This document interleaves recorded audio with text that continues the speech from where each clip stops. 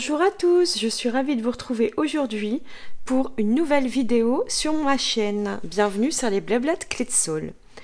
Donc, je vous propose aujourd'hui une boîte cadeau. Alors là, c'est vraiment mon prototype, j'ai dû modifier, faites pas attention aux finitions. C'est vraiment un prototype parce que j'ai réfléchi à comment faire. En fait, je vous explique, je vous mettrai le lien en vidéo. J'ai vu une carte réalisée de cette façon par une démonstratrice Stampin' Up australienne. Vous inquiétez pas, je sais plus comme ça de tête, mais si vous voulez retrouver sa carte, le tuto est en anglais, mais c'est pas bien compliqué à comprendre. De toute façon, vous verrez comment je fais, mais on redonne à la personne qui a fait le tuto son tuto, donc ça sera mis en barre d'infos. J'ai bien aimé comment elle a utilisé ce set de tampons bosquet verdoyant, enfin c'est surtout ses poinçons, et elle avait utilisé un papier de fond qui n'existe plus puisque c'était l'année dernière. Du coup, ça m'a donné envie de sortir un set de tampons de fond, It's in the Star. C'est un grand tampon de fond que je suis venue embosser en transparent sur du papier vanille, et ensuite j'ai créé un dégradé avec les petites brosses estompes dans les tons bleus pour faire un ciel de nuit étoilé. Donc là, c'est vraiment ma sauce à moi.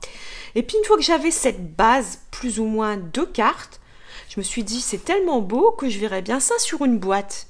Et donc, du coup, j'ai commencé à créer la structure d'une boîte toute simple, mais pour en faire comme un coffret, hop, comme un coffret cadeau. Alors, vous voyez, c'est un peu bancal parce que vraiment, j'ai dû réfléchir dans mes mesures. Vous inquiétez pas, celle qu'on va faire ensemble, j'ai tout rectifié et j'ai toutes les bonnes mesures. Mais je voulais pas recommencer un prototype, alors que celui-là n'est pas complètement foutu. On va dire que c'est parce que j'ai modifié ma structure par rapport à comment je souhaitais réaliser ma boîte et comment je souhaitais qu'elle puisse bien se former. Donc j'ai utilisé une structure un peu en accordéon. Mais comme j'ai dû décoller, recoller, c'est pas très joli. Donc on va faire des finitions beaucoup plus jolies ici. Donc je vais switcher. Ici j'étais en bleu nuit. Comme d'habitude, vous savez qu'il y a toujours l'un de mes deux tutos qui se retrouve dans les tons bleus. Et là, je prends du coloris vert sapin. C'est même sapin ombragé pour être précis. Et toujours du trait vanille. J'aime beaucoup le trait vanille. En ce moment, j'utilise plus le vanille que le blanc. Je ne sais pas pourquoi. C'est une petite période comme ça. Et donc, pour m'accompagner, je vais utiliser toujours le tampon It's in the Star. J'ai sorti le set de tampons, c'est mignon. Mais en fait, vous pouvez prendre n'importe quel set de tampons. C'est juste pour le tampon Joyeux Noël que vous voyez ici. J'aime bien la police d'écriture. Je trouvais que c'était sympa. Et ensuite, j'ai sorti surtout des poinçons parce qu'il y a très peu de tamponnage dans cette création, à part le tamponnage et l'embossage. Le set de poinçons bosquet verdoyant, on va utiliser ce grand poinçon et les deux petits poinçons ici, biche, pour créer notre scène. Et surtout les poinçons rectangles et barbés. J'avais utilisé l'étiquette ici, que j'ai modifiée pour pouvoir la centrer sur mon... Elle est matée en fait, hein. Et là, je vais utiliser en plus le grand poinçon parce qu'en fait, ça rentre parfaitement. Regardez, il y a moyen de mettre la scène à l'intérieur. Donc, je vais bouger un petit peu mes mesures. Vous inquiétez pas, je vais vous les donner. Et donc, la scénette et peut-être le papier embossé derrière vont être découpés avec ce poinçon pour donner un petit effet dentelé un peu plus travaillé, on va dire. C'est juste pour rajouter une finition, bien sûr, ça n'est pas obligatoire. Comme je vous le dis toujours, moi je rajoute des finitions, je vous montre ce qu'on peut faire par rapport au matériel qu'on a chez nous. Mais bien sûr que, vous voyez, c'est très joli quand même sans ces poinçons. Et vous, si vous n'avez pas les rectangles barbés, vous pouvez toujours créer une étiquette vous-même avec les étiquettes que vous voulez. Donc ben, c'est parti, on y va? Vous êtes prêts? Allez, je vous donne d'abord pour commencer toutes les mesures, maintenant que je vous ai dit le matériel. Alors, j'ai plusieurs panneaux, vous voyez que j'ai déjà coupé. Il vous faut deux panneaux blancs ou trait vanille de la même taille. C'est pour ce panneau-ci et le panneau au dos. Et ces panneaux mesure. Hop, je les ai mis derrière. 16 par 11,5. Voilà. Ensuite, il vous faut, pour la construction de la boîte en elle-même, c'est-à-dire ce que vous voyez ici, la petite boîte, elle fait 19 par 15 cm. On va faire des plis ensuite dedans.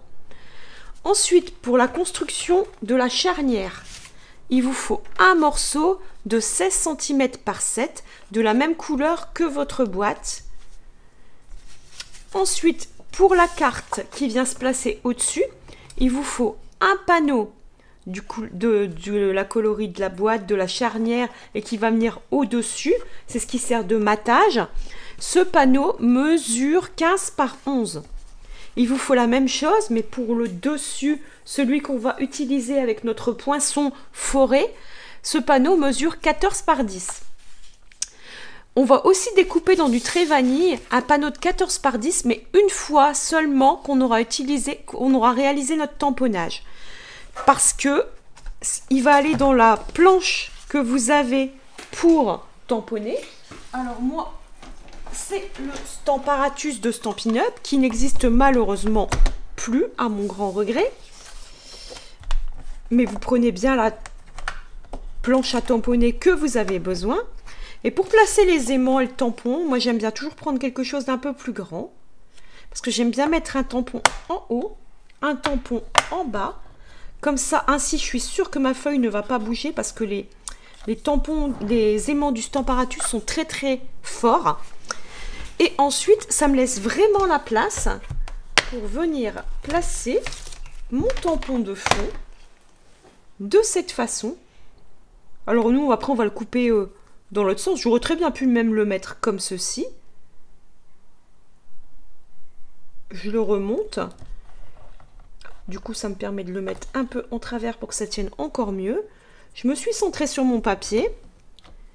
Et on est à l'aise. Parce que quand on colle un tampon tout en haut, on a du mal à appuyer après au niveau de la charnière. On est plus à l'aise pour faire réaliser notre tamponnage du premier coup un petit peu plus bas. Donc là, je vais prendre mon encre Versamark. Je viens tamponner sur mon tampon partout. Je mets bien de l'encre. Je n'hésite pas.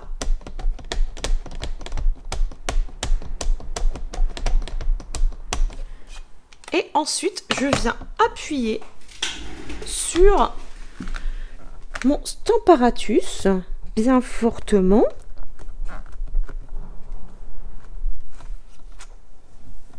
Et là, moi j'aime bien contrôler, voir si je vois les petits dessins partout.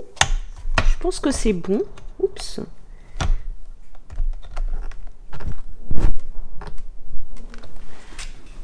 Hop. Je viens enlever mon aimant. Je range ça. J'aime bien faire comme ça. Hop, comme ça je peux nettoyer tout à l'heure. Quand j'ai fini, c'est de la Versamark, ça tâche pas très très vite. Et là, je vais prendre de la poudre à embosser transparente. Alors, j'aurais pu prendre de l'or, mais là, j'ai envie de laisser le côté vanille apparaître sur mon papier.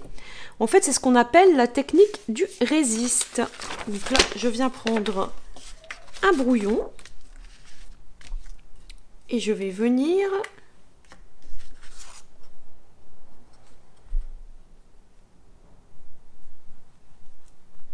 bon, moi j'y vais franco.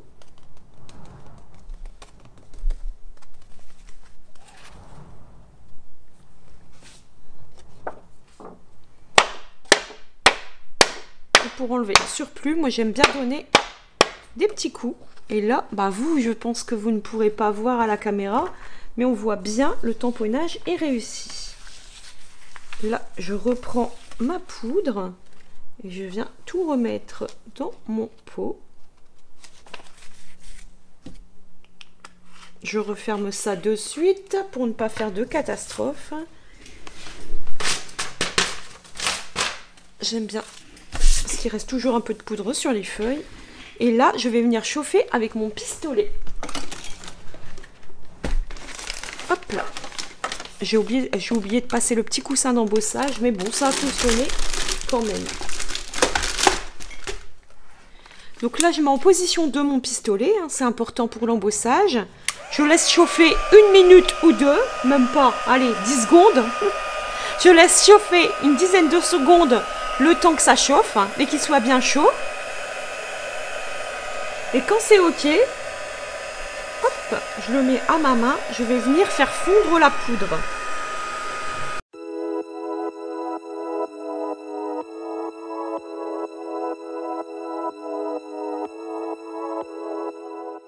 Et voilà. Donc ça, je peux enlever mon brouillon pour l'instant. Alors, je ne sais pas si vous allez pouvoir. Je vais essayer de capter la lumière. Je ne sais pas si vous voyez vraiment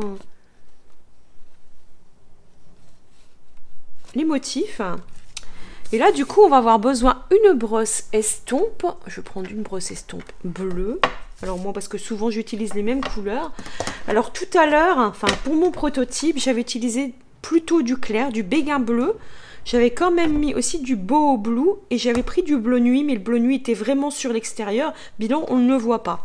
Et j'avais pas envie de mettre trop de bleu nuit parce que je voulais que ça ressorte par rapport au bleu nuit qui était déjà là.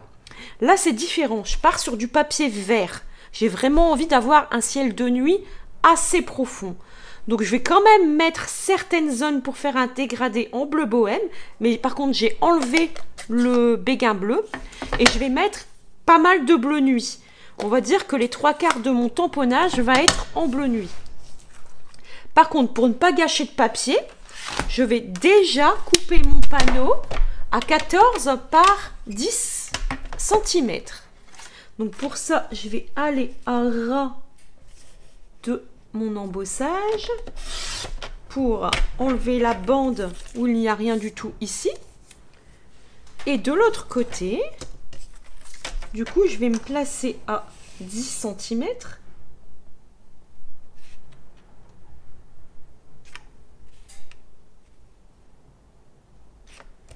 Comme ceci. Du coup, cette bande, j'en ai pas besoin. Et dans l'autre sens, j'ai besoin 14 cm. Alors, je vais enlever quelques millimètres par-ci, par-là. Parce qu'il y a un bord, de toute façon, j'en ai pas besoin. Et de l'autre côté, 14 cm, pile poil. Il reste que quelques millimètres à enlever pour être parfaite. Alors, c'est juste que je voulais récupérer cette bande. Ça sert à rien d'aller mettre de l'encre parce que le papier est neutre. Il n'est pas utilisé et c'est du papier que je peux garder. Il n'y a pas de petites économies. Ici, je reprends mon brouillon parce que je vais venir commencer à faire de l'ancrage avec l'encre bleu bohème. Alors, je ne cherche pas à comprendre. Le bleu bohème, je vais en mettre quasiment partout.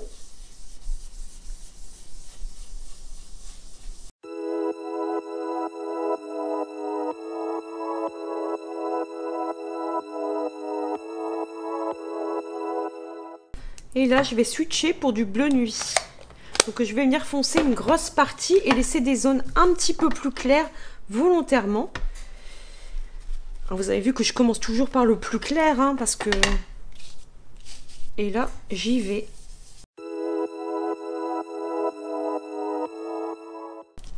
Vous voyez que j'ai laissé volontairement du plus clair ici. Je vais faire un peu la même chose de l'autre côté.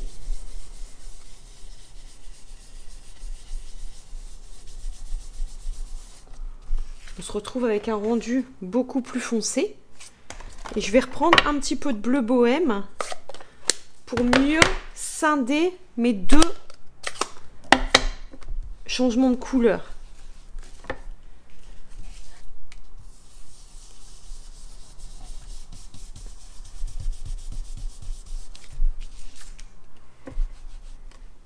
Mais sans trop aller en rajouter. Voilà. Pour moi, c'est pas mal ici. Je suis plutôt satisfaite du résultat. Donc là, ce que je vais faire, c'est que je vais prendre une lingette. Si je trouve mon paquet de lingettes, il est ici. Et dans cette, je vais essuyer le dessus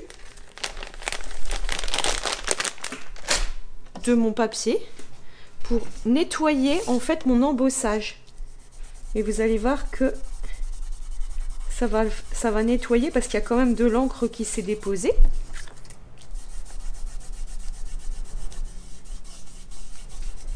Et j'ai enlevé l'encre qu'il pouvait y avoir sur mes étoiles blanches, enfin transparentes, hein. Voilà. Et voilà ce que j'obtiens. C'est sympa, non? Donc là, Je vais le laisser pour l'instant sécher parce que j'ai quand même mis un petit peu, il y a de l'encre qui est bien pénétrée à l'intérieur. Je viens d'essuyer avec une lingette légèrement humide. Si je le découpe avec le poinçon, ça risque de s'arracher. C'est pas le but. Donc en attendant, on va s'occuper des découpes de papier. On a notre boîte à réaliser. Donc on va prendre notre papier de 19 cm par 15. On va réaliser des plis à 2 cm des 4 côtés. Donc je prends, hop, je mesure 2 cm, je fais un pli. Je retourne. Je fais un pli.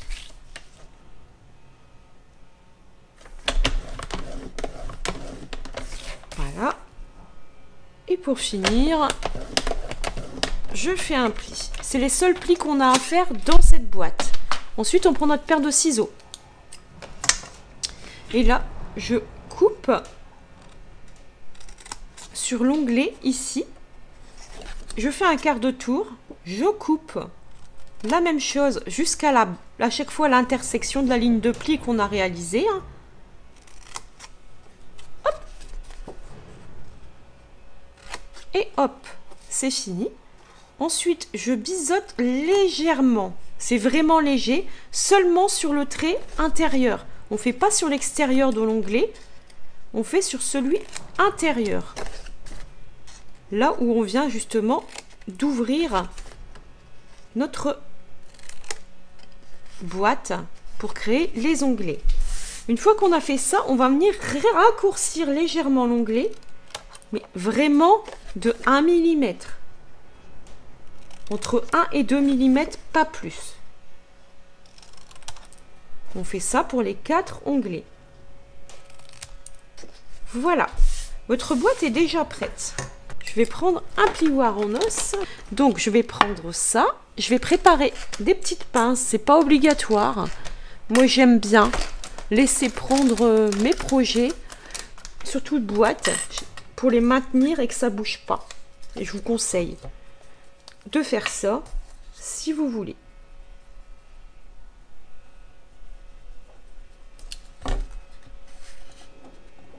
Donc là, c'est le premier. Je viens bien appuyer avec les doigts et je mets une pince pour le maintenir en place. Et je fais attention d'être bien droite. J'aime bien rappuyer le pli pour qu'il a tendance à partir plus vers l'intérieur.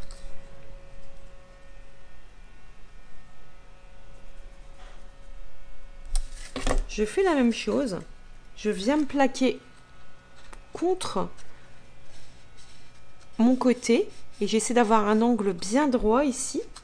J'appuie bien partout pour faire sortir la colle si nécessaire et je viens bien appuyer.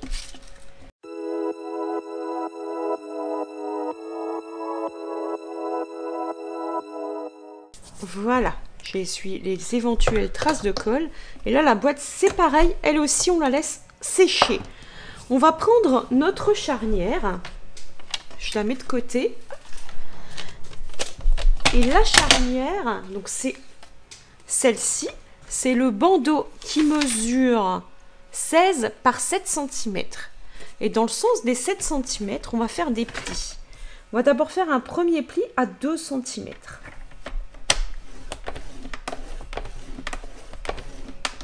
Puis on retourne et on fait un second pli à 2 cm.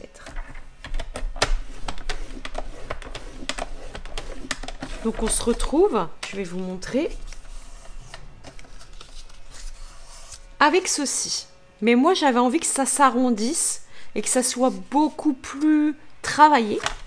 Donc du coup on va se replacer à 2 cm et on va venir faire des plis tous les 3 mm à partir du 2. Donc à 2,3 cm, on fait un pli.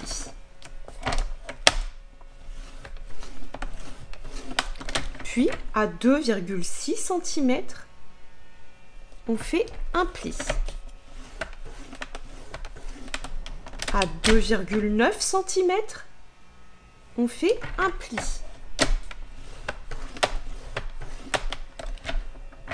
à 3,2 cm,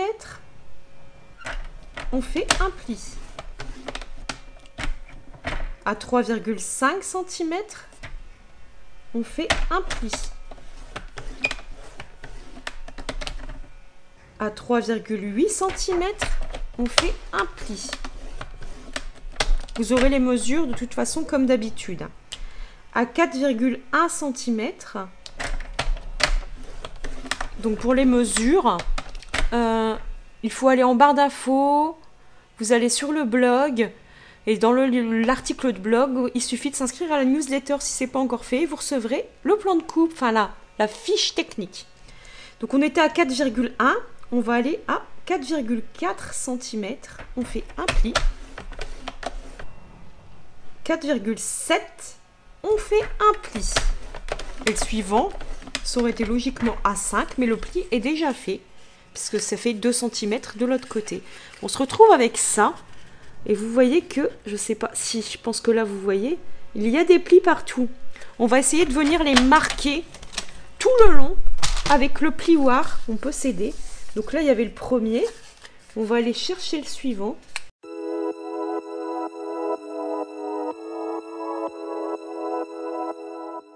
Et voilà ce que ça donne. Hop, la mise au point se fait pas. J'essaie de vous montrer. On a quelque chose, une charnière beaucoup plus souple, qui est complètement en U. Voilà, voilà. Et pendant ce temps-là, du coup, tout a pu sécher. Ici, je peux enlever mes pinces. Et on va pouvoir commencer à procéder au collage. Alors, j'ai oublié de vous dire qu'il fallait des cartons aussi pour solidifier un peu la boîte. Il vous faut 2 cartonnettes de 14 cm par 10. Ces cartonnettes, c'est juste pour donner de la solidité à la boîte et que ça soit plus costaud. On va venir les coller au-dessous. On va en coller une tout au moins ici. Donc pour ça, je prends de la colle et je colle au fond de la boîte. J'essaie de me centrer. Une fois que c'est bon, je viens bien appuyer. Ensuite, on va prendre une des cartonnettes blanches et normalement, on devrait la mettre ici. Mais on va pas le faire tout de suite. Déjà parce qu'on a du ruban à coller. Alors moi, du ruban, je suis partie sur le ruban blanc. Vous pouvez prendre du transparent. Là, c'est un ruban blanc hérissé. Et bien sûr, je ne vais pas le laisser blanc. Je vais le colorier en vert sapin ombragé. Donc, je vais prendre 2 bouts d'à peu près la même taille, qui font environ, je dirais 20, c'est ça, 25 cm. 2 x 25. J'ai pris le sapin ombragé vert foncé. Je vais reprendre mon brouillon et je vais venir le colorier.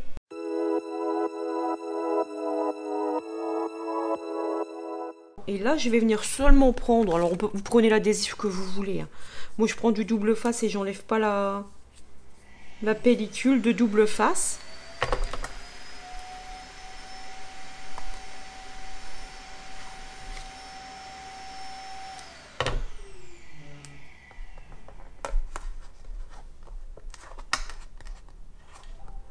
Voilà, ça donne ceci. Comme ceci. Et l'autre, ça sera pour le dessus. Donc ça, c'est fait. Au dos, alors ici, on va avoir besoin de notre charnière qu'on va venir coller ici. C'est ce que j'avais oublié de faire la dernière fois. Donc sur le dessus. Donc pour ça, il y a la partie des 2 cm qui n'est pas complètement pliée. Elle n'est pas en accordéon, on va dire. Sur la partie lisse. Ça fait quelque chose de plus propre que ce que j'avais dû décoller et essayer de refaire après. Voilà la fermeture de la boîte. Et donc par ici, la boîte va venir se placer. Alors il y a normalement, c'est logique, un petit bord tout le tour de quelques millimètres. Je dirais 3-4 mm. Et donc du coup, on va venir mettre de la colle sur la cartonnette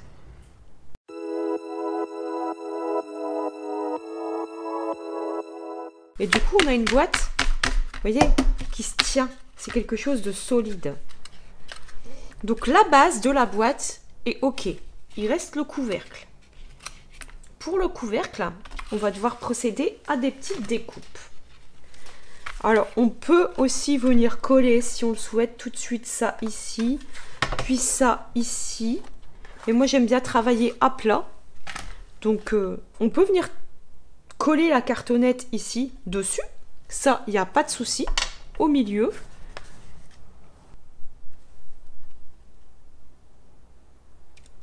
Je vais d'abord même fixer le ruban.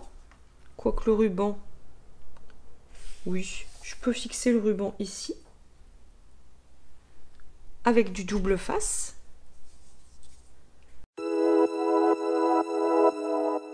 On va venir mettre de la colle sur la cartonnette. Voilà. Ensuite, on a notre papier de matage le plus grand, vert, qui vient ici. Du coup, on va venir le coller. Et on va essayer d'aplatir aussi pour pas qu'on voit la cartonnette.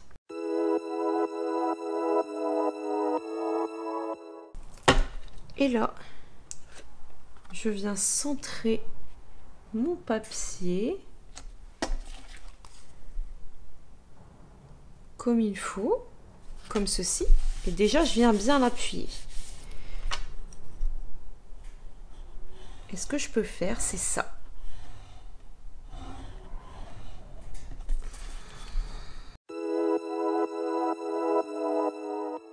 Et là, la cartonnette, elle est à l'intérieur.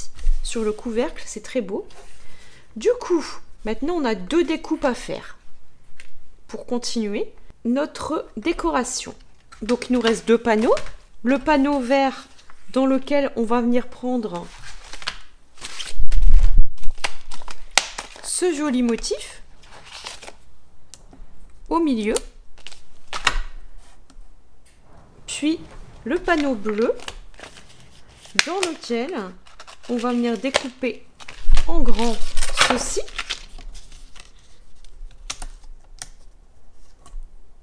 Comme ceci.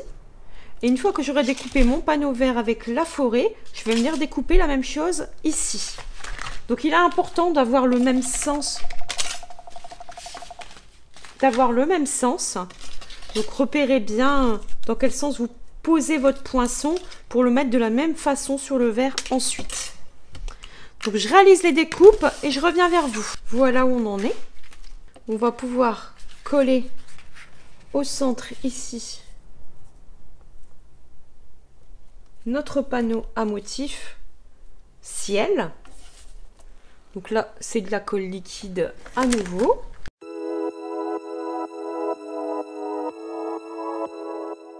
Voilà ce que ça donne. Et ça, normalement, ça va aller au-dessus en double épaisseur. Avant de la coller, avec les mousses, on va d'abord réaliser des découpes. Je vais sortir ma découpe de mon poinçon. Hop là. Et là, je vais sortir mes petits dimensionnels. Je place à peu près où je souhaite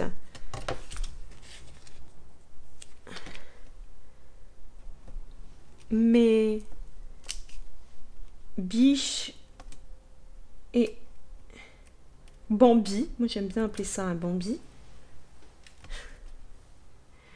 Et du coup, pour m'aider à savoir où la placer,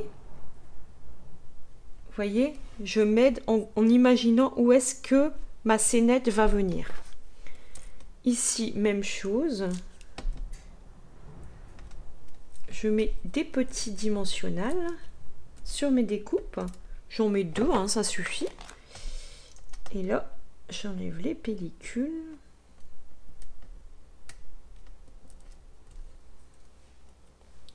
Et même chose, j'imagine où ça va se placer.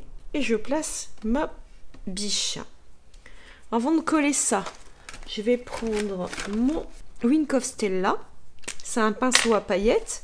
Et je vais venir mettre des paillettes. Alors, je ne sais pas si vous Si, je pense que vous pouvez voir comment ça brille au niveau de la biche et de son petit. J'aime bien faire ça. Et là, pour coller ma découpe, je viens reprendre des dimensionnels. J'en place un.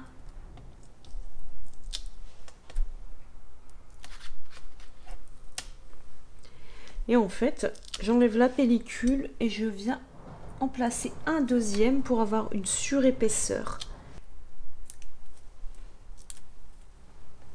C'est-à-dire qu'en fait, on a le fond, les animaux et donc on est à 3 niveaux différents. Et là, je viens m'aligner pour créer ma scénette. Ce qui fait que ça donne ceci. On a vraiment du volume, vous voyez? C'est joli, hein? Je pense que je vais rajouter à certains endroits.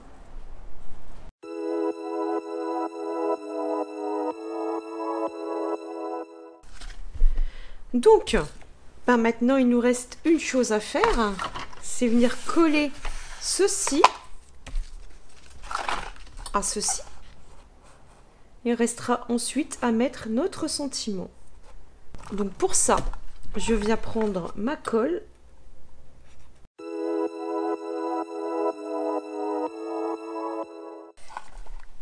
Et pour la maintenir en place,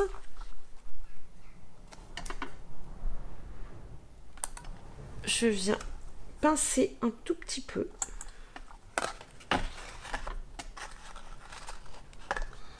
Et ça fera quelque chose comme ci. Oh, c'est très joli.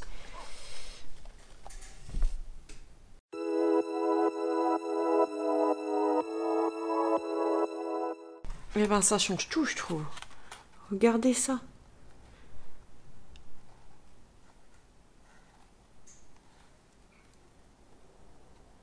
C'est trop beau. Je suis trop fière de moi. Comme quoi, hein, vous voyez, en direct.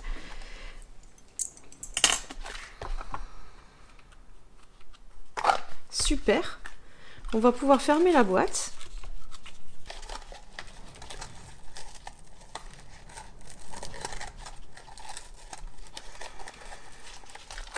Qui brille aussi bien de mille-feux.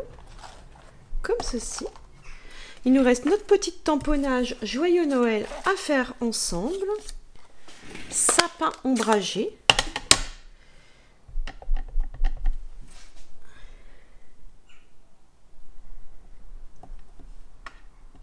Comme ceci. Tout simple et efficace. Je rajoute pas de volume, il y en a déjà bien. Je veux que le volume reste axé sur mon paysage de forêt enchantée. Je viens centrer mon étiquette sur son panneau de matage, comme ceci. Et là, je viens simplement mettre un trait de colle, pas de mousse 3D, et choisir l'endroit où j'ai envie d'aller mettre mon sentiment.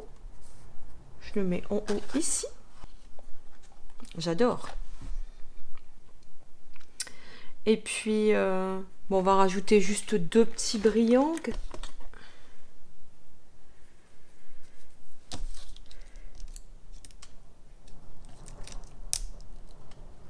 En bas, c'est collé à mon doigt.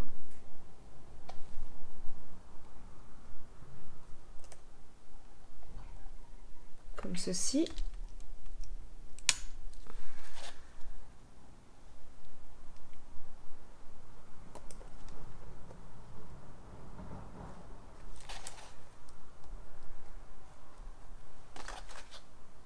Ils sont un peu grands.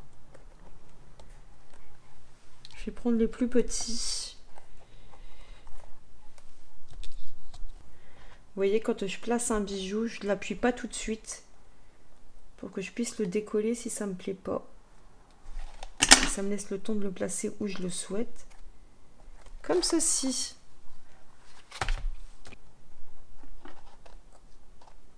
J'aime bien en placer 3 moi sur mes projets.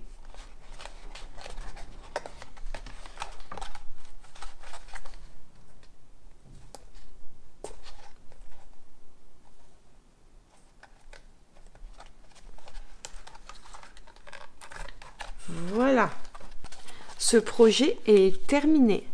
Alors vous voyez que j'ai carrément, je préfère la verte, elle est beaucoup plus finie.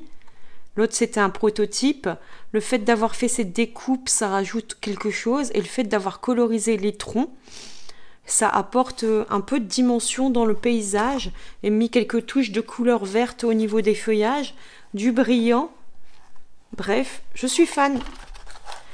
J'adorais recevoir une boîte cadeau comme ça avec un petit présent à l'intérieur. Je suis vraiment très contente de ce projet. J'espère qu'il vous plaira autant qu'à moi. Et nous, on se retrouve mardi prochain pour un nouveau tuto. À bientôt!